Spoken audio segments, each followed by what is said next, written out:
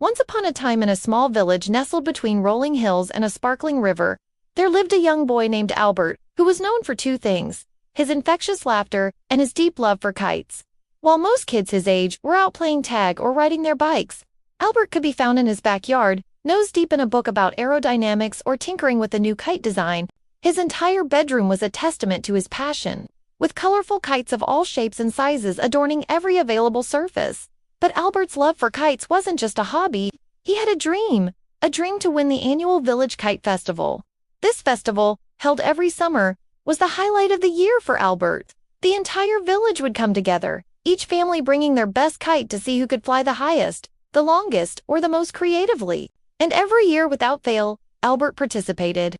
Yet year after year, his dreams were crushed along with his kites. Sometimes they'd break mid-flight. Sometimes they'd get tangled in trees, or worst of all, they simply wouldn't fly at all. Despite the disappointment, Albert never gave up. He continued to study the art of kite flying, poring over books, observing the flight patterns of birds, and even talking to an old kite maker in the village who had long since retired from the competitions. Each year he incorporated these learnings into his kites, hoping that this time would be different. But each year brought the same result: disappointment. As years turned into a decade, many in the village began to lose faith in Albert. They saw him as a dreamer, someone who talked a big game but couldn't deliver. Even Albert's parents, though always supportive, started to worry. They feared that their son's obsession with kites was leading him down a path of endless disappointment. But Albert remained steadfast. He knew that his time would come.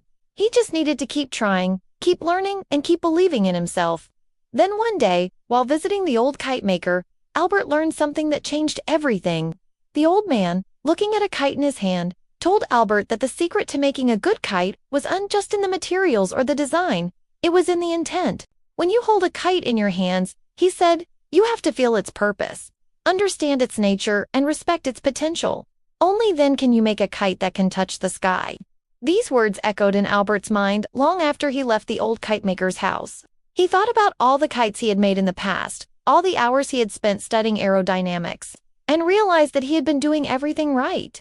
He knew the theory, he understood the physics, and he had even mastered the techniques. But what he lacked was the intent, the connection, the feeling that the old kite maker had spoken about. From that day on, Albert approached his kites differently. He no longer just saw them as objects to be manipulated, but as partners to be respected, as living beings to be understood.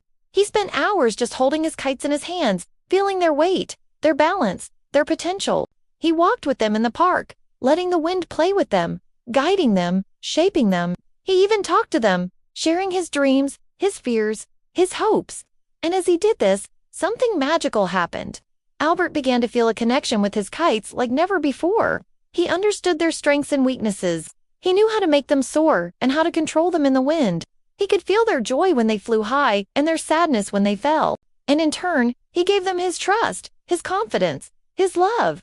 The next year, when the kite festival rolled around, Albert surprised everyone. Instead of the usual extravagant, colorful kites he had shown before, he came with something different, something that shocked the entire village.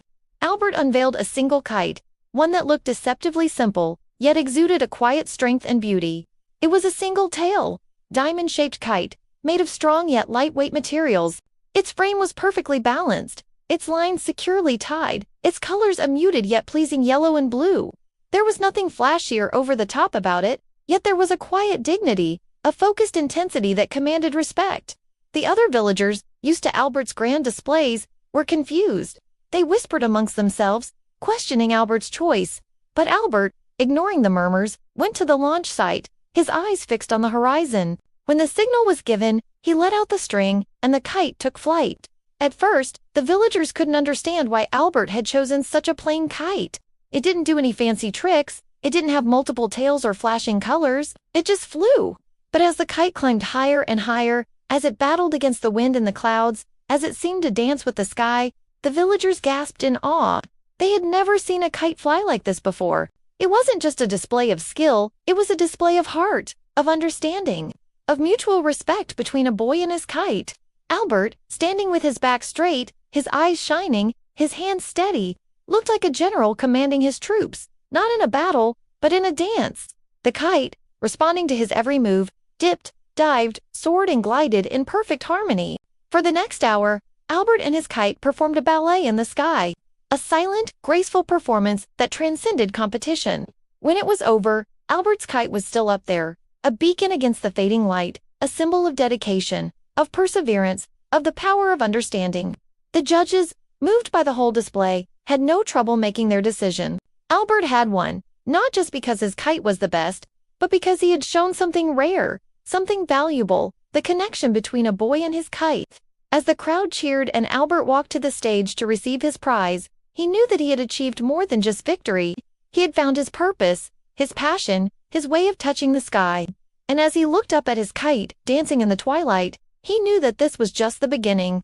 From that day forward, Albert became a legend in the village, not just as the best kite flyer, but as a role model, someone who had dared to dream, dared to believe in himself, and dared to touch the sky. His story inspired countless other children, showing them that it wasn't just about the kite, it was about the connection, the understanding, the intent. It was about feeling the purpose, respecting the nature, and realizing the potential.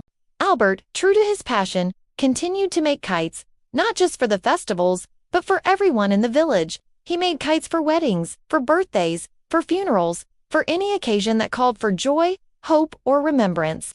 And each kite he made, no matter how simple or elaborate, was a masterpiece, a testament to the power of understanding. He became known as Albert the Kite Man, a title he wore with pride, a title that echoed through the years, carrying with it the lessons of patience, dedication, and the beauty of a kite dancing in the wind. So remember, dear listeners, just like Albert, we too can achieve great things if we are willing to learn, to try, to persevere, and most importantly, to understand. So go out into the world with open hearts, curious minds, and a willingness to connect with everything around you. For in doing so, you will discover the magic that makes life truly worth living.